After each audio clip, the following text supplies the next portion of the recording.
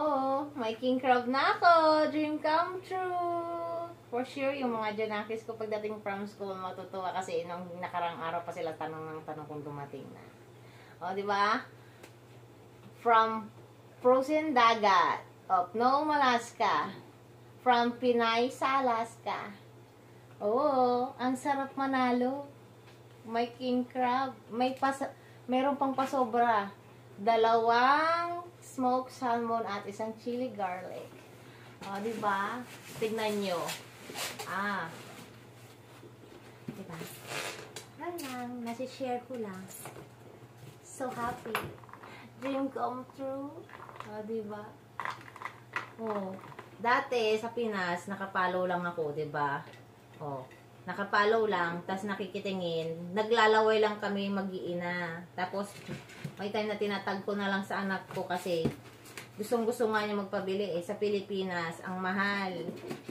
Sus ko, sana makukuha ng 50K para bumili lang ng lutong king crab sa restaurant. O, diba? Wow. Sarap. Alam na to. Steam. Tapos, mayroon pang ganito, smoked salmon. Alam na, pag walang maulam. Tapos, mayroon pang chili garlic from MQ Kitchen. Binlagyan din ni Pinay sa Alaska. So, happy talaga. Imagine. 4 na king crab. Tapos, may pa-bonus pang 2 smoked salmon. Tapos, may chili garlic pa. Oh, diba? Nakakatuwa.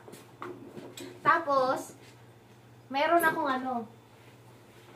akong souvenir. Lalagyan ko to ng pangalan. Ilalabahan ko siya. Magiging souvenir ko siya. Gagawin ko siyang tuwalya ko. O, diba? Nagkaroon ako ng tuwalya from Pinay sa Alaska ng tawag niya ng Nome, Alaska from frozen dagat. O, diba?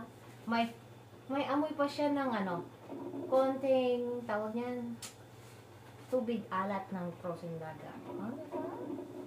Meron na akong king crab, may salmon, may chili garlic. Meron pa akong souvenir na may iwan na tuwalya. Yan lang. Salamat!